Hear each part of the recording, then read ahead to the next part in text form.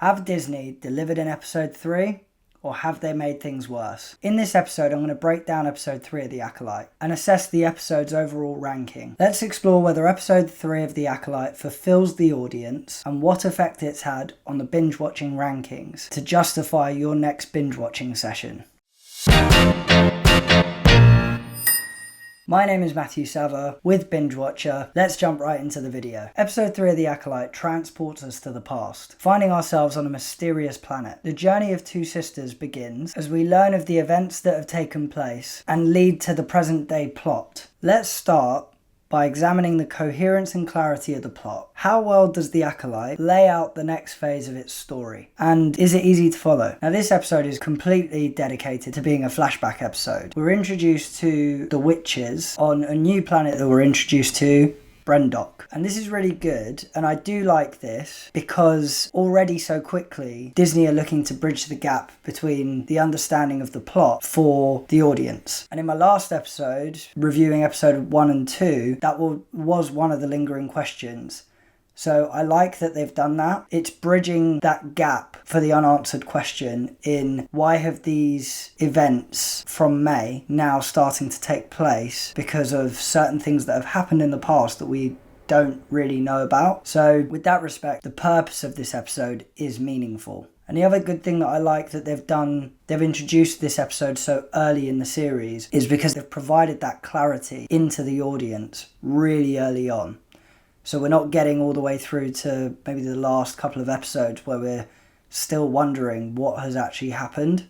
They could have really dragged it on. I think they've done that on purpose because there are a couple of plot twists that are going to come later down the line in the series. So I think for clarity and coherence, I think they've done well. Whether or not they've executed right and delivered, we're going to come to that later on. So the score for this section, coherence and clarity, out of 5, it's going to get a 3. Moving on, let's talk about the originality and engagement of the storyline. Does episode 3 of The Acolyte bring something new? And does it keep you hooked from start to finish? Where do I start? I just want to point out that I was trying to be as positive as I could be for Disney and the hopes that Star Wars had some sort of life left to give, but boy have they let me down. And to the fans who commented, I hear you, but it was a case of trying to be as positive as possible. It hooks me 50-50, maybe even 60-40, and that's coupled with confusion. The only reason that I would say that I was hooked was because of what I mentioned earlier, where they're taking it back to uncover and present the events that have taken place leading up to the actual plot of this whole series. Where I'm confused, step outside of the story for a minute, I am very confused by how, from what I reviewed in episode 1 and 2, I mentioned that they have a gradual approach to the development of the characters, and it's almost like that's gone completely out the window in this episode. They've tried to do it, but they've only really focused on an even smaller select few of characters, and even that I'm puzzled by what they've done. If we dive deeper into that, right, it's interesting yet confusing. And I know some of you are going to challenge me on when I say the word interesting, but when I say interesting, I mean the facts that surround the story. It's interesting because they're looking back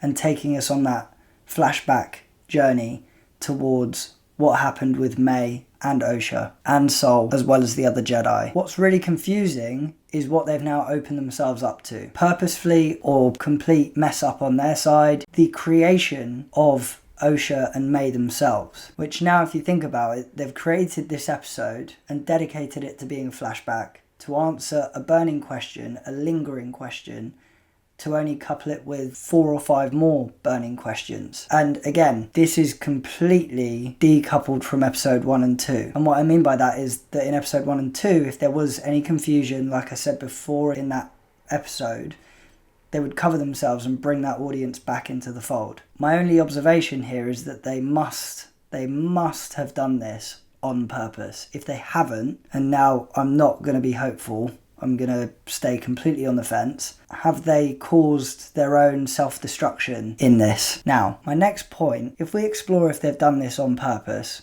for argument's sake, then that kind of follows my last review in terms of that symmetry of having threads into the past, our past, Star Wars future, and what we've seen before. Because Osha and May's birth, or how they came to be, is somewhat identical to that of Anakin, the midichlorians, creating a being that is familiarity and something that we have seen before. And if they had made that clear, it would have provided a sense of clarity for the audience that's left, the dedicated Star Wars fans still watching, that is. But like I said, now it's a case of trying to understand how were May and Osho actually created, because that now there's another secret that needs to come out, which should have really been put to bed in this episode. Now, parking that negative thread aside, what I do think that was quite interesting to see was the extended portrayal of the overconfidence, arrogance and laziness in this era for the Jedi, because the Jedi will always go to look for Force sensitive children. And in my last episode, what I was talking about was that this era is the Jedi in their prime. With that being said, in this episode 3, is how they're really portraying the overconfidence, laziness, arrogance of the Jedi, coming across really sort of high and mighty, that they have the right to go and test Force-sensitive children and sway them into coming back to Coruscant with them to join them and grow that Jedi base that is already huge. So for this section, Originality and Engagement, out of 10, we're giving this a score of 6. Now let's address any potential plot holes, inconsistencies and lingering questions. Are there any moments that don't quite add up or leave you scratching your head? Where to begin? Honestly, episode 3, as a sidebar to this, huge letdown. Like, massively huge letdown. I was really disappointed. Out of all that disappointment, I've tried to narrow it down to 4 key sections within this piece to share with you. Now, the first one, and I've already sort of alluded to it, is the moment of confusion of May and Osha with their birth. The big question that has now come into the fold. They've answered one question and thrown a load more questions into the fold. This is a huge one for me. How were the sisters made? Is it something that we're going to find out, or is it not? Because there's one or two paths. One is that it's the midichlorian path, and the other is, and the one that I don't like, is that there's now this secret to their birth, which was also alluded to after the sense of midichlorians, because there's a moment where they're sort of asking around how they came to be, and they being the Jedi, and that's when you sort of piece it together because of that connectivity that you have into future Star Wars, past Star Wars for us, being that Anakin was midichlorian created. Maybe this is the same, but later on in the episode, there's now this secret within the witches. So I literally have no idea. And I'm not surprised if you guys don't either. Now, the second point on this is that it feels like something is missing. And I don't mean what I've just talked about. I mean that they have used this episode purposefully to be flashback, to fill the gaps, which is great. But what they've now done is that it just completely feels like something is missing. Like, those Jedi didn't really do anything of that magnitude to warrant what this plot is about, which worries me, because each one of those Jedi masters have been holding on to all this guilt for so long. And there is one specific one, I'll be spoiling it if I end up talking about it, but all of them are holding on to severe guilt. And for me, what was covered in episode 3 does not warrant, for me, that level of magnitude for them holding on to that level of guilt. So I'm actually struggling to grasp how the Jedi can feel that level of guilt, because the Jedi are known for going to recruit Force-sensitive children. They didn't do anything out of the ordinary for them that warranted a response that happened naturally. I get it. If you're going to take a child away from its mother or father, they are going to feel some type of way about it. So it's not like the Jedi did anything that was unexpected, out of the ordinary, like I said. So that for me is a bit of a missing link that they need to cover off, which I don't think they will. I really don't think they will. Now, the third piece is to do with how the witches in the episode met their fate. Now, even though Disney have taken us back to answer and unveil a pinnacle point that has led to the reasoning behind the plot itself, they have under-delivered on a major piece. And for those of you who have watched it, you'll know what I'm about to say. And for those of you who haven't watched it, it will make sense if you even go and watch it. But the burning question here is, how exactly have such a large number of witches met their fate in that way? It just doesn't make any sense to me. At all. And the final one is to do with the lingering questions. And there are definitely lingering questions. Why did the Jedi involved feel such high level of guilt? The next is, what is the clarity of May and Osha's birth? How have the witches met their fate in that way? What is the backstory to the Jedi's pursuit into May and Osha? Why so many of them went there, I don't understand. And why were they pursuing them for so long? And obviously the one that still remains is, who is the Sith behind the mask? But that one, surely we're going to find that out. But that's just one that's maintained. So for this section, the plot holes, inconsistencies, and lingering question section, we're going to score that 4 out of 10. Finally, here's the overall tally for the plot and storyline of The Acolyte. How does this section for episode 3 rank? Overall, for the plot and storyline, out of 25, this gets 13. But let me know your thoughts down in the comments. Make sure to smash a like if you enjoy and subscribe to the channel if you're new. Now that we've covered the story, let's talk about the characters. Starting with the depth and realism of the characters. How well were they crafted in The Acolyte? So the standout character development for me is May, Osha and Sol. Still remains to be the standout characters. But what they've done in this episode is they've added another layer of depth by taking it through this flashback episode. So episode 1 and 2, they've built the foundations. Now they've added a little bit more depth into that. And the other piece that's really cool is that we get to see Undara, Torbin and Kel Naka get more screen time. With May, what we know is her objectives from the trailer, episode 1 and 2. But now with episode 3, we've got that clarity into her personality, how she was when she was young. And that has given us further insights into her motivations into present day. With Osha, we now have that clarity and insight into the events that led up to her beginning her Jedi training. With Osha, we have a deeper level of knowledge into the events leading up to the beginning of her training into becoming a Jedi, as well as a deeper set of knowledge into why she left and what she can't get over. The relationship between Sol and Osha that I mentioned in my previous episode, we now also have a little bit of clarity as to why they have a strong bond, because Sol is seeing a reflection of himself within Osha. What I was really excited about, moving on to another really cool relationship, is between Jedi Master Kel Naka and Osha. Osha having a natural and organic attachment to Kel Naka. However, even though it's an interesting connection, it was severely poorly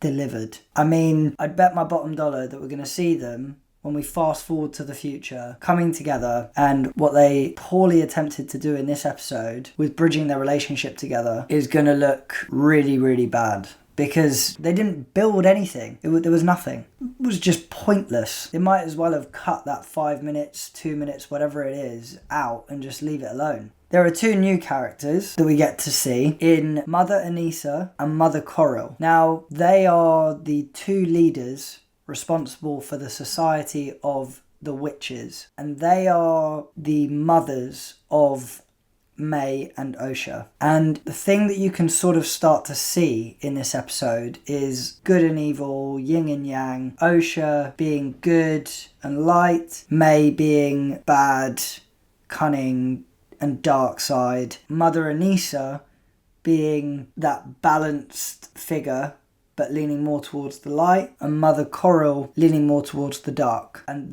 those 2 mothers are reflected within May and Osha. And I feel that if it's one of them, both of them, they are going to have a huge part to play in the episodes to come within the series. I do think with this episode 3, we do now have a deeper understanding of the characters in May, Osha, Sol, and the two mothers. So for the depth and realism section, the score out of 15 is going to be 5. Now let's highlight any standout performances and evolutions, character arcs, and predictions. Who really shines in this episode, and what are my predictions for them? Now, based on episode 3, my ones to watch have definitely taken a slight change. For me, it's still going to be May, Osha, and Sol, but I'm going to make 2 additions: Mother Anissa and Mother Coral. But the one out of the ones to watch for me is now going to be both May and Osha. In my last episode I said just May. I do think that both of them have an interesting part to play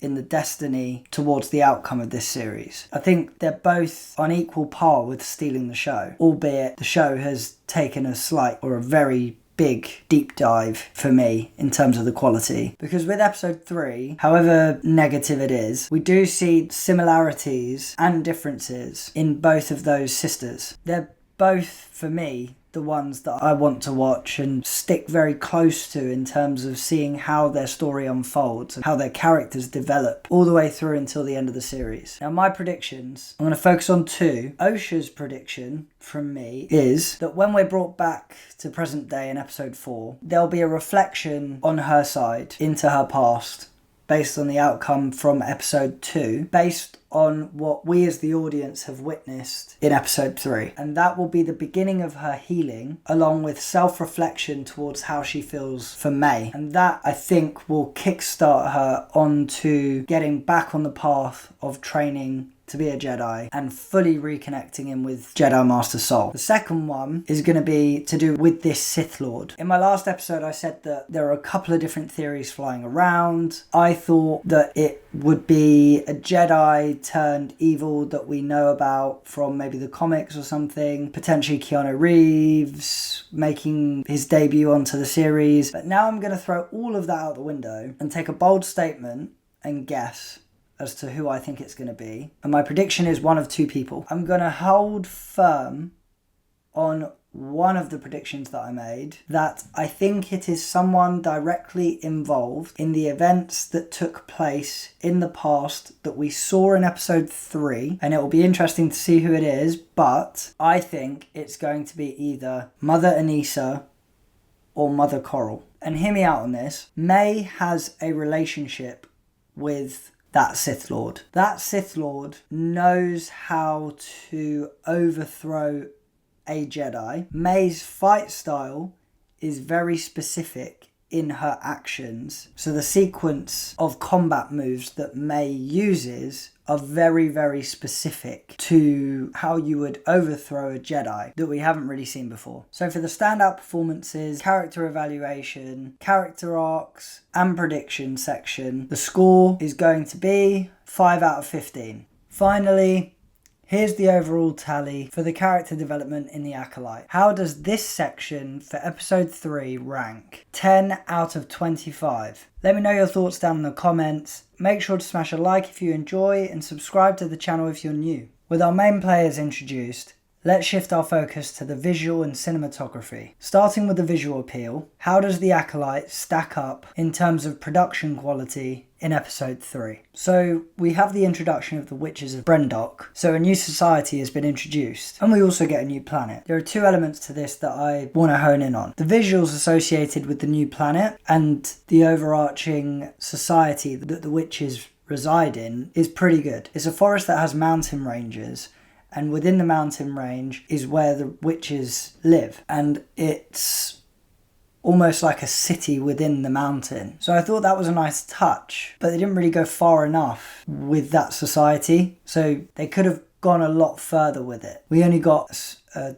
scratch on the surface of what we were allowed to see. I thought the costume designs of the witches were pretty good as well. It's a fresh new outlook with a fresh new race introduced into the episode, but those points aside, it's not enough for me. The events in this episode and the emphasis on how important that this episode needed to be, on reflection, Disney have not gone far enough. They seriously haven't gone far enough. I mentioned in my previous episode the lack of lightsabers. And there were none. And not only were there no lightsabers, there weren't even any fight scenes in this. There was nothing. So for the visual appeal section, the scoring for this will be 5 out of 15. Now let's talk about the cinematography and special effects. How does the camera work and CGI enhance the viewing experience in episode 3? Now, as I mentioned, Disney are staying consistent with the introduction of new locations. They have introduced Bandok, and they're not forcing the introduction of these new planets, which is good. That's bringing us to a total of 7 new worlds introduced across 3 episodes. I think they got the location setting right. Bandok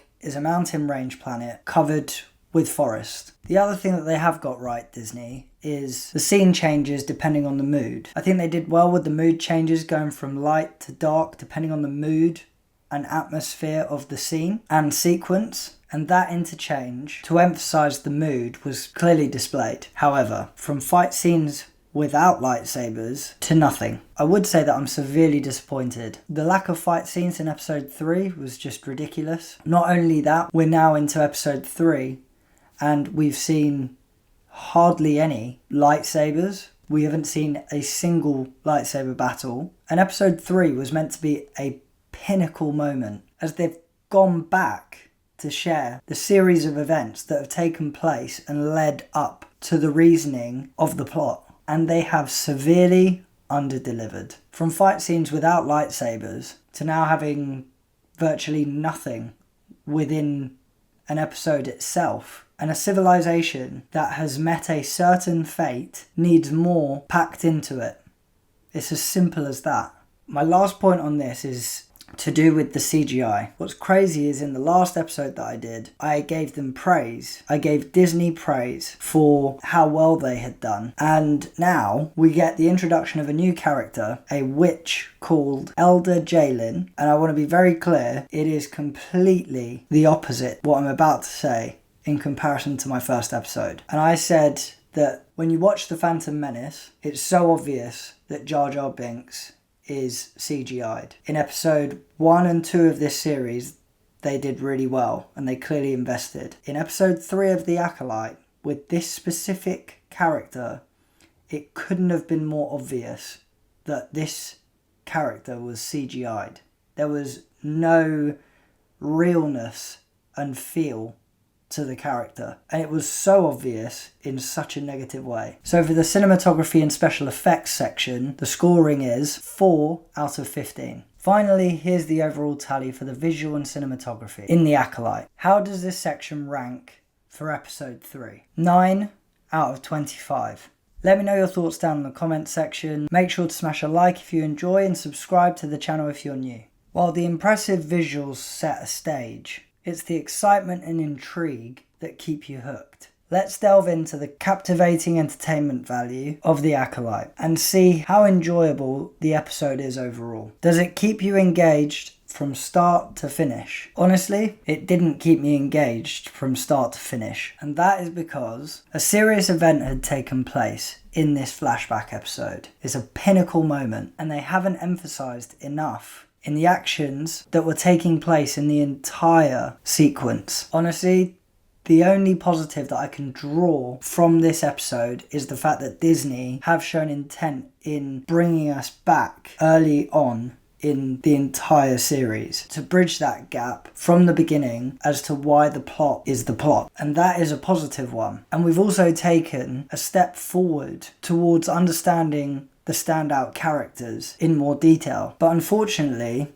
we're now in a situation where we haven't got enough, and now it's a case of enough's enough from the audience and the Star Wars fans. They simply didn't go far enough in the delivery of this. Yes, they went back in time early on and they showed the right intent by wanting to bridge the gap between what had happened in the past to why the plot was the plot and make that connection with the audience, but the delivery was just not enough. And it isn't enough just to have a flashback. Disney needed to do more, and it simply just came across as if they just couldn't be bothered. They might have put the utmost effort into all of it, but the outcome is that it just looks like sheer laziness. Because the question we're now going to all keep asking ourselves is, how many times are you going to get it wrong before you get it right and start delivering? Now, the final point that I want to make here is I'm getting frustrated with not seeing any lightsabers. As a huge Star Wars fan, it is just a continued kick in the teeth for me. Not only did they fail to show any fight scenes, they have yet to show any lightsaber battle scenes. And the scary thing with this is that we only have 5 episodes left. So for the entertainment factor section score, that will be getting a 4 out of 10. Now let's compare The Acolyte to similar content within the Star Wars universe. How did it stack up against its peers? Honestly, I would be as bold to say that it's on par with the Force Awakens trilogy. I hate to say it, but right now, after that episode 3, 100%, not just one of the latest live action movies, all 3 of them. And my final point on this is hope with Star Wars is killing it. I've tried to stay positive because it's Star Wars, and I'll end up watching anything that Star Wars releases because it's Star Wars. But Disney continue to disappoint. I said in my last episode that the pressure was on because they've got so much wrong with the Star Wars universe and what they've released. And this was their opportunity, but they have now officially killed it. Now, yes, okay, there's positives, but if the series was to end today, how satisfied would I be? Not really. I wouldn't. I think what a waste of time and not worthy of a binge watching session, that's for sure. So for the comparison to similar content section, this is going to get a score of 2 out of 5. Now let's consider the rewatchability and recommendation factor. Would I revisit episode 3 of The Acolyte and would I recommend it to others? Well, the short answer to this is no. I wouldn't recommend it. Certainly wouldn't rewatch it. It's lacking. It's a disappointment. It's lacking overall in a multitude of different areas. To name a few, furthering the backstory, but why are so many of the Jedi going to recruit May and Osha? It's standard practice for them to go, as I've said, to go and find Force-sensitive children. But why have 4 of them gone to recruit 2 children? Why aren't there lightsaber battles? And we're already in episode 3. There is clear underinvestment into this episode with the likes of the introduction of Elder Jalen, who's meant to be one of the new characters in the Witch Society. And the really annoying one, they haven't shown specific reasons as to why the witches were led to a certain fate. And if you watch it, it's insane. Not just 1, 2, 3, there are hundreds of these witches that have met a fate that just doesn't piece together. And the last one that also annoys me is the fact that Kalnaka and Osha's relationship that was tried to be portrayed in this episode was just completely poorly done. So for the rewatchability and recommendation section, the score is 3 out of 10. Finally, here's the overall entertainment value of The Acolyte episode 3. How does this section rank? 9 out of 25. Let me know your thoughts down in the comment section. Make sure to smash a like if you enjoy and subscribe to the channel if you're new.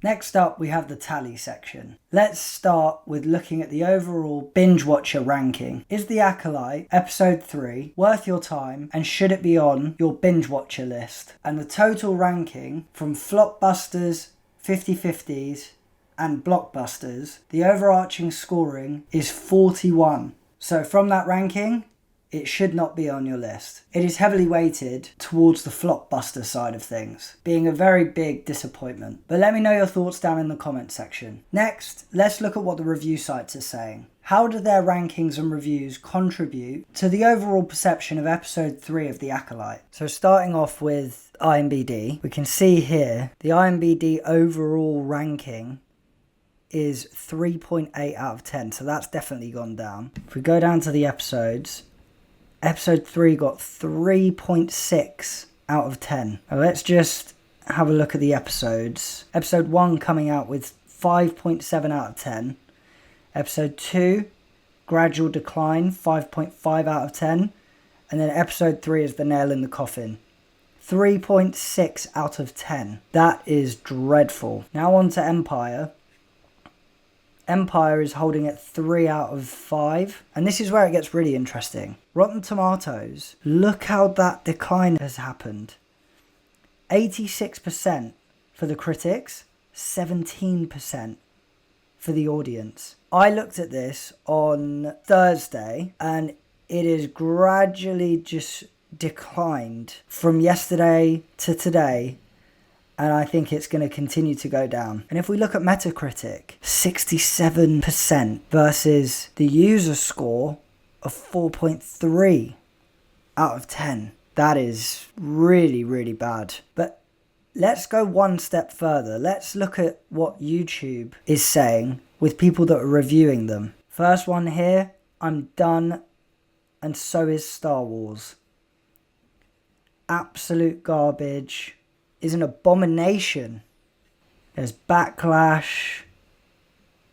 Everyone hates the Acolyte episode 3. Does it break Star Wars? I really, really disliked the Acolyte episode 3. Now that is really showing the impact of how bad episode 3 was. I mean, not the critics, certainly not the audience, and the reaction from YouTube. I mean, I was looking on Thursday night to see if there were any positive things said, and there just wasn't anything.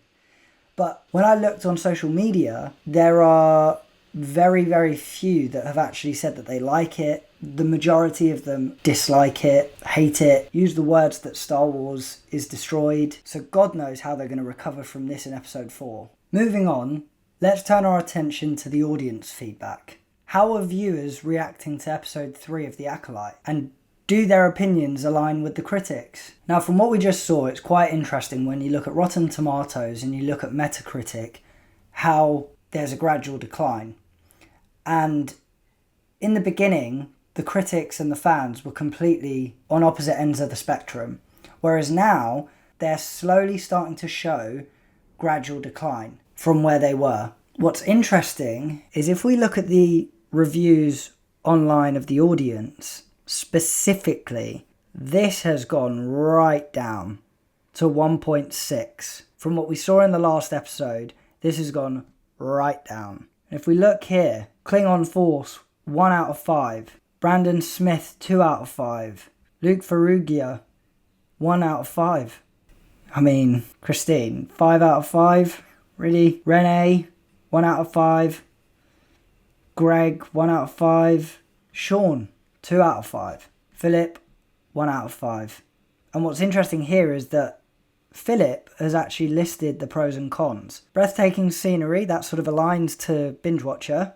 Cons, I mean, he goes on for a while about the cons. So I think it's safe to say that we know where he stands. As we wrap up the tally, it's time to look ahead. Make sure to tune in next week as we set our sights on episode 4 of The Acolyte. Don't forget to smash a like if you enjoyed and subscribe to the channel if you're new. And follow us on social media channels to stay up to date with the latest content, with the link in my bio. See you next time.